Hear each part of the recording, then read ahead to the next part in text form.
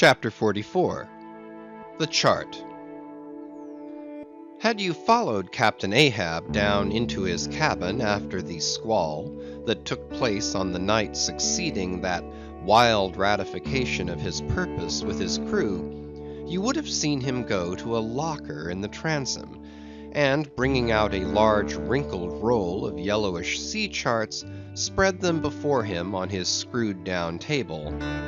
Then, seating himself before it, you would have seen him intently study the various lines and shadings which there met his eye,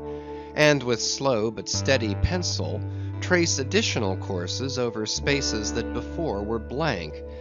At intervals he would refer to piles of old log books beside him,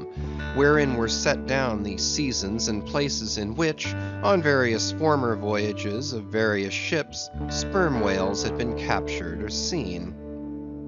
While thus employed, the heavy pewter lamp suspended in chains over his head continually rocked with the motion of the ship, and forever threw shifting gleams and shadows of lines upon his wrinkled brow, till it almost seemed that while he himself was marking out lines and courses on the wrinkled charts, some invisible pencil was also tracing lines and courses upon the deeply marked chart of his forehead. But it was not this night in particular that, in the solitude of his cabin, Ahab thus pondered over his charts.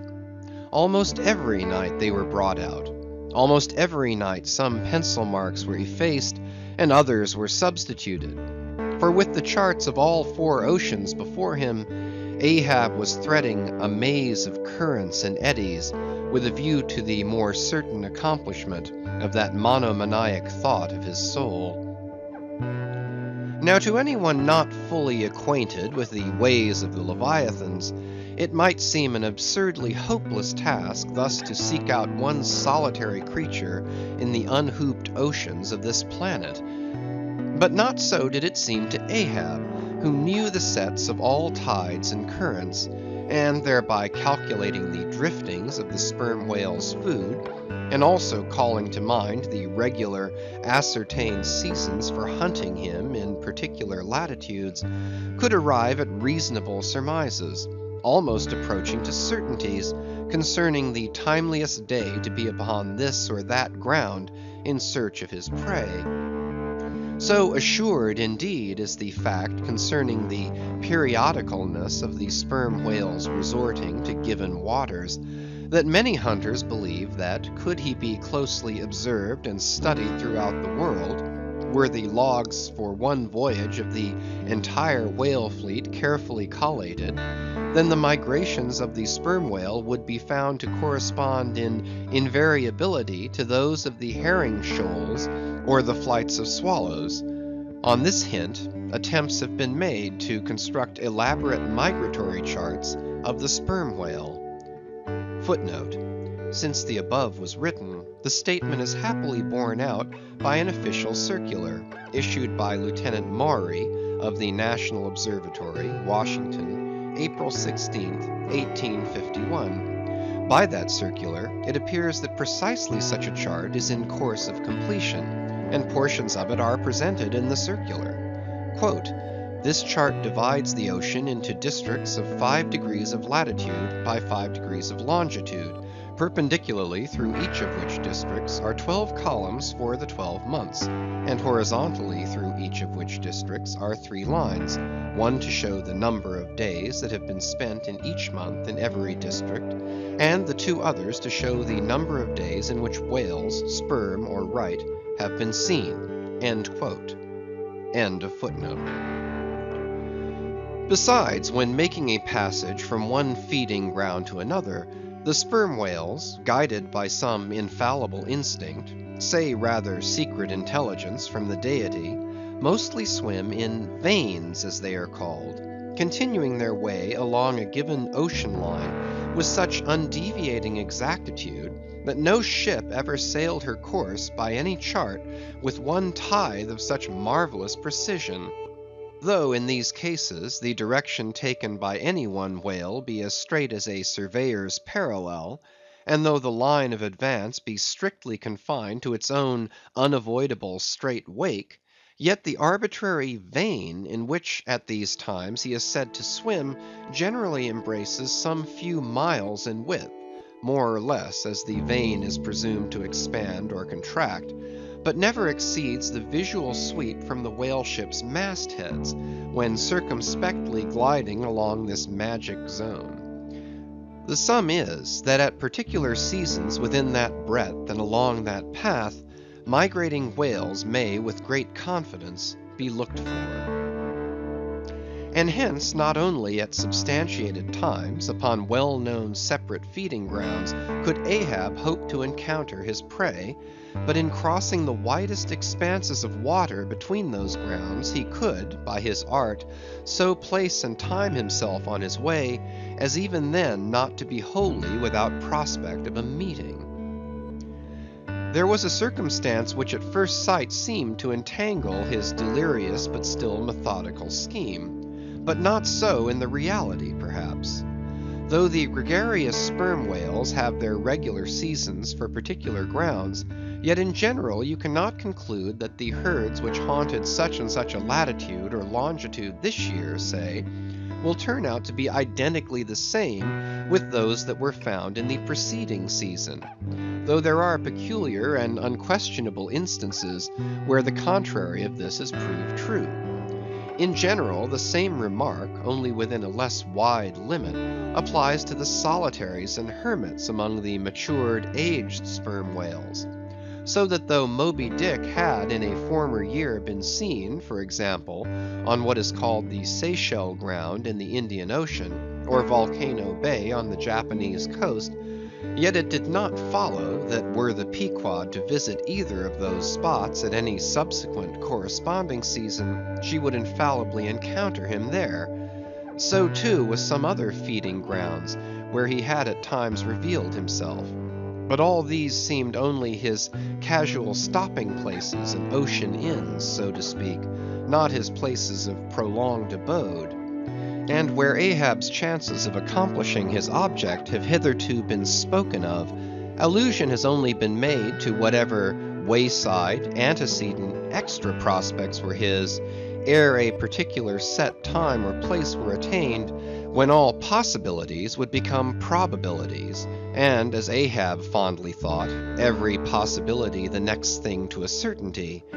That particular set time and place were conjoined in the one technical phrase, the season on the line. For there and then, for several consecutive years, Moby Dick had been periodically descried, lingering in those waters for a while, as the sun in its annual round loiters for a predicted interval in any one sign of the zodiac.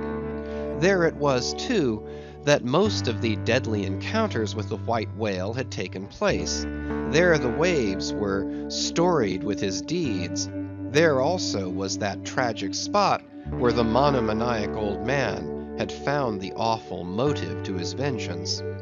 But in the cautious comprehensiveness and unloitering vigilance with which Ahab threw his brooding soul into this unfaltering hunt, he would not permit himself to rest all his hopes upon the one crowning fact above mentioned, however flattering it might be to those hopes, nor in the sleeplessness of his vow could he so tranquilize his unquiet heart as to postpone all intervening quest. Now the Pequod had sailed from Nantucket at the very beginning of the season on the line. No possible endeavor, then, could enable her commander to make the great passage southwards, double Cape Horn, and then running down 60 degrees of latitude, arrive in the equatorial Pacific in time to cruise there. Therefore he must wait for the next ensuing season. Yet the premature hour of the Pequod's sailing had, perhaps, been correctly selected by Ahab with a view to this very complexion of things, because an interval of 365 days and nights was before him, an interval which, instead of impatiently enduring ashore, he would spend in a miscellaneous hunt, if by chance the white whale, spending his vacation in the seas far remote from his periodical feeding grounds, should turn up his wrinkled brow off the Persian Gulf, or in the Bengal Bay, or China Seas, or in any other waters haunted by his race. So that monsoons, pampas, nor'westers, harmattans, trades, any wind but the Levanter and Simoon, might blow Moby Dick into the devious zigzag world circle of the Pequod's circumnavigating wake. But granting all this, yet regarded discreetly and coolly, seems it not but a mad idea this, that in the broad boundless ocean, one solitary whale, even if encountered, should be thought capable of individual recognition from his hunter, even as a white-bearded mufti in the thronged thoroughfares of Constantinople? Yes, for the peculiar snow-white brow of Moby Dick and his snow-white hump could not but be unmistakable. And have I not tallied the whale, Ahab would mutter to himself, as after poring over his charts till long after midnight, he would throw himself back in reveries, tallied him, and shall he escape? His broad fins are bored and scalloped out like a lost sheep's ear. And here his mad mind would run on in a breathless race, till a weariness and faintness of pondering came over him, and in the open air of the deck he would seek to recover his strength. Ah, God! What trances of torment does that man endure who is consumed with one unachieved revengeful desire? He sleeps with clenched hands, and wakes with his own bloody nails in his palms. Often, when forced from his hammock by exhausting and intolerably vivid dreams of the night, which, resuming his own intense thoughts through the day, carried them on amid a clashing of frenzies, and whirled them round and round and round in his blazing brain till the very throbbing of his life-spot became insufferable anguish, and when, as was sometimes the case, these spiritual throes in him heaved his being up from its base, and a chasm seemed opening in him, from which forked flames and lightning shot up, and accursed fiends beckoned him to leap down among them, when this hell in himself yawned beneath him, a wild cry would be heard through the ship, and with glaring eyes Ahab would burst from his stateroom, as though escaping from a bed that was on fire. Yet these, perhaps, instead of being the unsuppressible symptoms of some latent weakness, or fright at his own resolve, were but the plainest tokens of its intensity. For at such times crazy Ahab, the scheming, unappeasedly steadfast hunter of the white whale, this Ahab that had gone to his hammock, was not the agent that so caused him to burst from it in horror again. The latter was the eternal living principle or soul in him, and in sleep, being for the time dissociated from the characterizing mind, which at other times employed it for its outer vehicle or agent, it spontaneously sought escape from the scorching contiguity of the frantic thing, of which, for the time, it was no longer an integral. But as the mind does not exist unless leagued with the soul, therefore it must have been that, in Ahab's case, yielding up all his thoughts and fancies to his one supreme purpose, that purpose, by its own sheer inveteracy of will, forced itself against gods and devils into a kind of self-assumed independent being of its own, nay, could grimly live and burn, while the common vitality to which it was conjoined fled, horror-stricken, from the unbidden and unfathered birth. Therefore, the tormented spirit that glared out of bodily eyes when what seemed Ahab rushed from his room, was for the time but a vacated thing, a formless, somnambulistic being, a ray of living light to be sure, but without an object to color, and therefore a blankness in itself. God help thee, old man. Thy thoughts have created a creature in thee, and he whose intense thinking thus makes him a Prometheus, a vulture feeds upon that heart forever. That vulture, the very creature he creates.